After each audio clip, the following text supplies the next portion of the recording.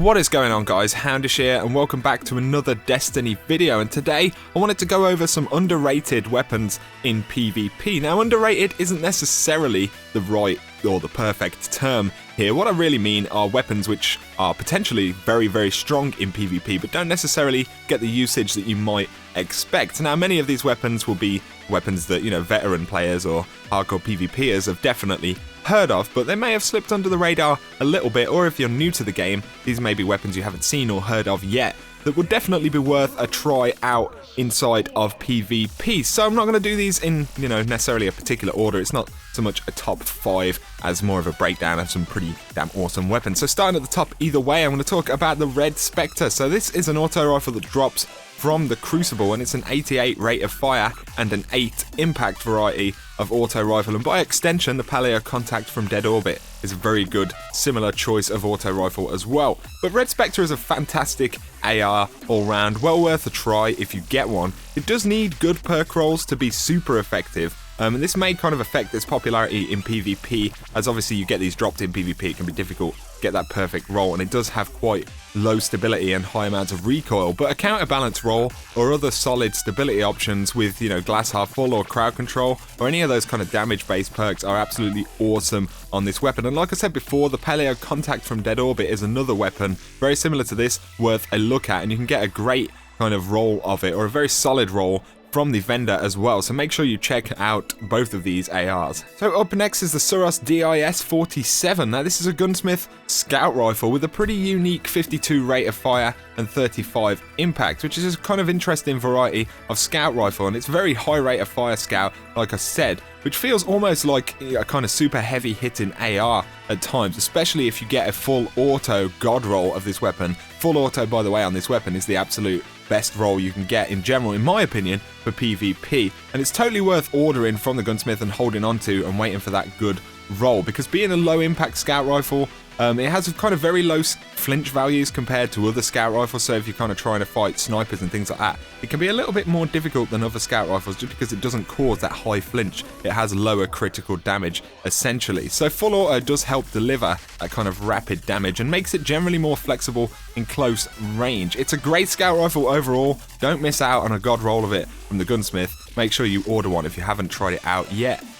Next is the Treads Upon Stars, and this is another scout rifle which drops from Cabal related strikes, and it definitely makes it one of the more farmable weapons and makes it kind of generally appealing scout rifle, because you've got so many opportunities through different strikes and things to get a good drop of this scout rifle, and it's already a very solid scout rifle. So it's a 37 rate of fire and 48 impact style of scout rifle, great for general use in PvP and that kind of longer range engagements in PvP. It's very, very effective, and this thing can roll out with great bonuses like Zen Moment, Crowd Control, Outlaw, Third Eye, Reactive Reload, and a lot more. So if you've got the right stability options on the scout, you can get those other, kind of awesome general PvP or PvE perks. And it's just a very solid weapon all round. So if you haven't tried it out in PvP, it's well worth a go.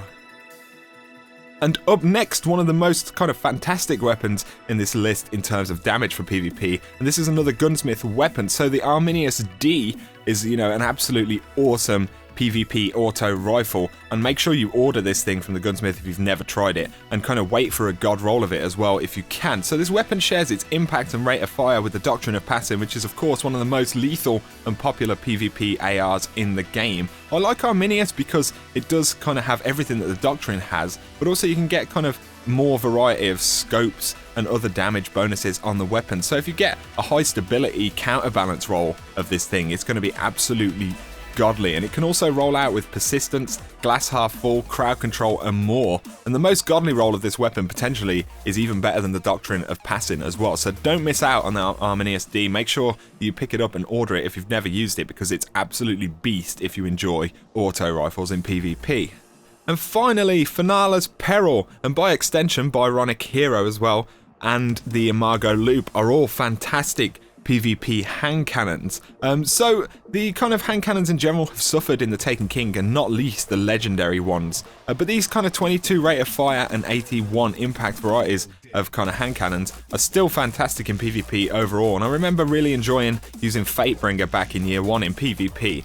And, you know, these can perform just as well, and it's just unfortunate that we don't see them more in PvP, because they're not weak weapons by any means. It's more that the meta weapons around them are just very, very strong. So as Bungie kind of pull other weapons into line, I think these types of hand cannons could definitely become more popular, particularly if they receive any kind of buffs in the future, which isn't necessarily likely. But nonetheless, these are absolutely worth trying out in PvP. They just have that perfect impact rate of fire, 2 headshots and a body shot, or just 3 headshots, which you can land pretty quickly, you know, are generally awesome in PvP. And Finale's Peril has some of the best range as well for a legendary hand cannon in particular. It's just an absolute beast of a hand cannon. And again, with any of these, if you get good rolls for PvP, you know, you're absolutely laughing. So these are worth a bash in PvP. Let me know down below if you use any of these legendary hand cannons or any of the other weapons in this list in PvP, or if you have any other kind of uncommon or kind of less common, should I say, weapons